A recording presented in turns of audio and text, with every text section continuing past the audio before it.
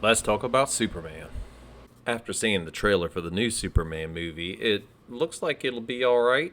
I mean, I like the look of this new guy. I don't have his name in front of me. I probably should have written that down. But he's got the look for it. He isn't built like a brick shit house like Cavill was, but hey, we can't all be we can't all get to that. But I like they mix in a little comedy in, but it's James Gunn, so you know you're going to have a little bit of that in there. But when watching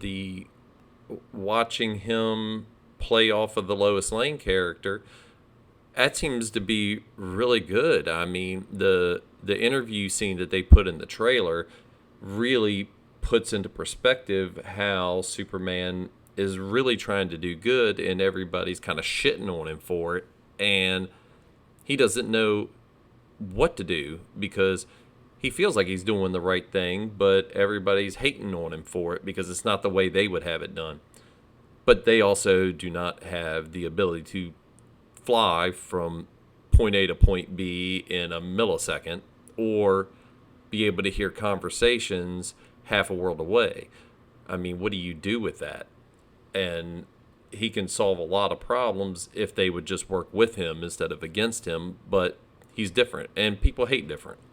And if they're going to play off of that, that's great. I don't mind that. It's a little different take on what we've seen. Now, I've never watched the Smallville show, but a lot of people say that they're playing off that some. I was watching an early review, a spoiler free, because I don't do spoilers. I hate spoilers. If somebody spoils a movie for me, I'll hate on them for a while.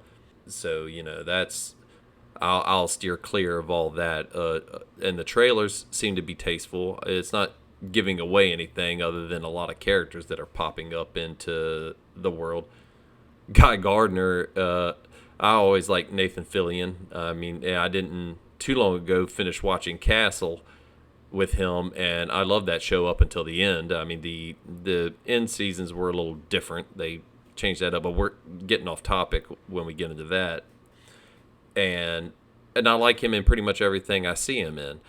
And Guy Gardner, he looks goofy. I'll give him that, but he kind of looked goofy in the comics with the bowl cut, and they're just gonna ride off of that for a little bit, and that's fine. And I hear they're gonna do a Lanterns movie, and they're gonna build up to that. So we'll see. I mean, anything's better than that Ryan Reynolds Green Lantern movie.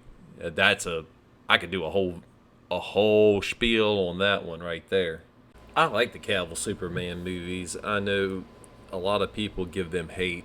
I liked Man of Steel. I just thought that maybe they didn't write him quite right. I mean, there's a lot of destruction that Superman puts forth that Superman would typically usually avoid. It's more for the bad guys to do than what Superman himself would do.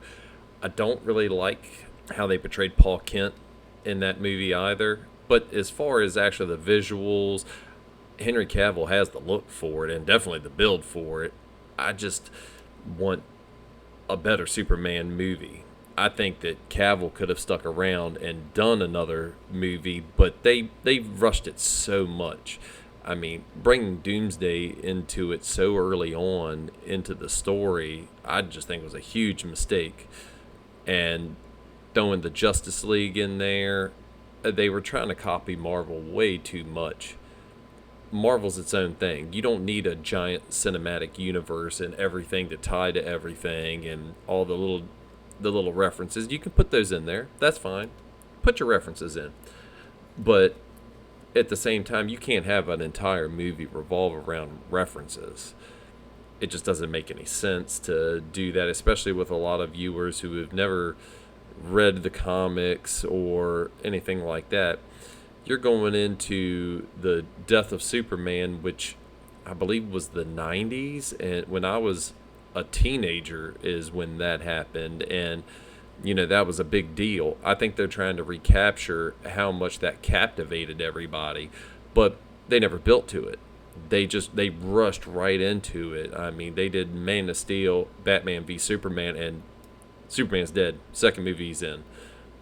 I think if you were going to do that, you should have had your Justice League movies first and put some time in between them, for God's sakes.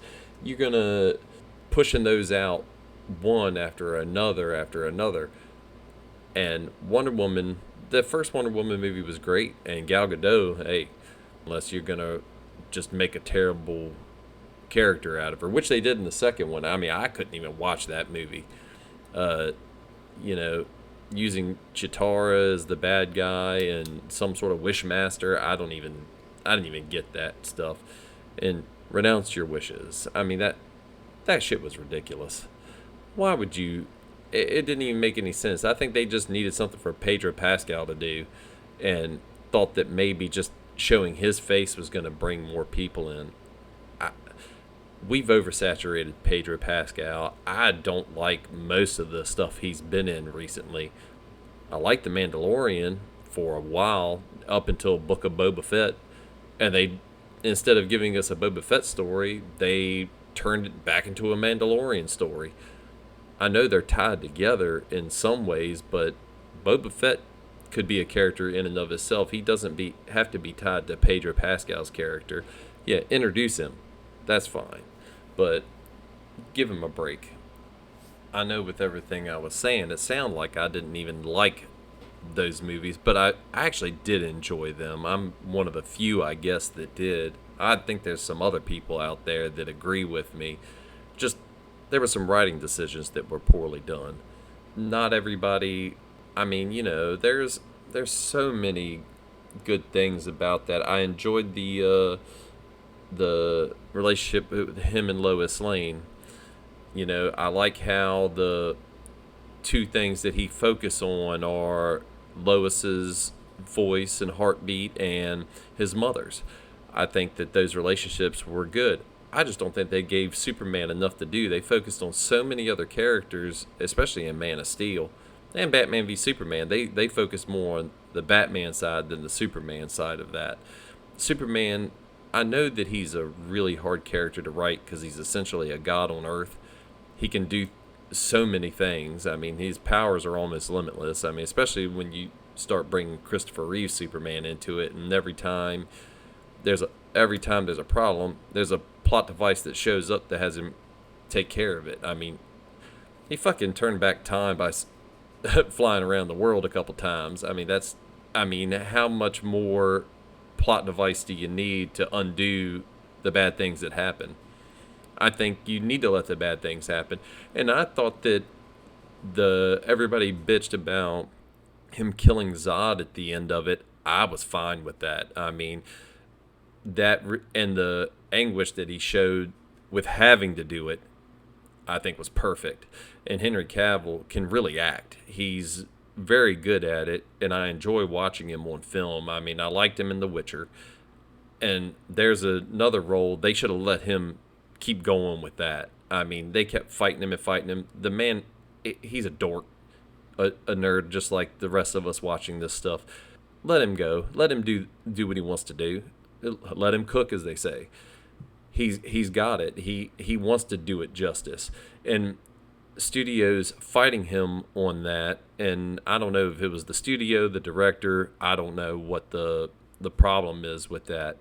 But they should have let him go ahead, put forth that effort, and keep him on, and not try to change everything on us.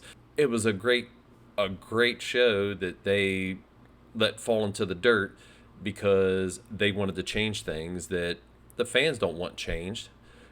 I mean, I know we want to tell a new story. I get that because a lot of people have heard that before, but there's a lot of people that didn't play the games or just don't play video games in general that would love to hear that story. And Henry Cavill was perfect as Geralt. You couldn't have asked for a better person to play that role. He had it down.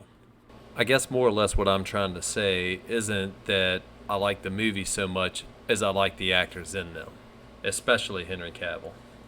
As much as I want to see this movie, unfortunately, it doesn't look like I'll be going to the theaters to see it. I'll have to wait for streaming.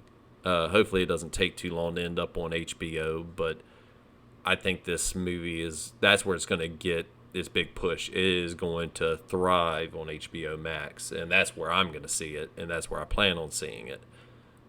Yet, the movie experience for me kind of is dead and gone. I don't see myself going to see anything. It would have to be a pretty big deal for me to go out the house and see something like that. And Superman, as much as I'd like to see a good Superman movie, I'll see what the buzz is, but I'm not going to be going and spending $20 plus, depending on how much popcorn and candy I want to eat, to do so. The biggest draw of going to the movie theater for me has been taking my kids to the movies to see them experience the things that I enjoyed when I was younger. But now that they're almost grown, I just don't see a purpose in it anymore. Well, on that note, we'll have to see what James Gunn and David Corenswet, see, look, I got his name out before the end of the video after all, have in store for us. I have to keep my hopes high, but I'm definitely going to keep my expectations low. That way, I can't be disappointed. If you want more of this, please like and subscribe, and I'll get some more content out for you guys. Peace.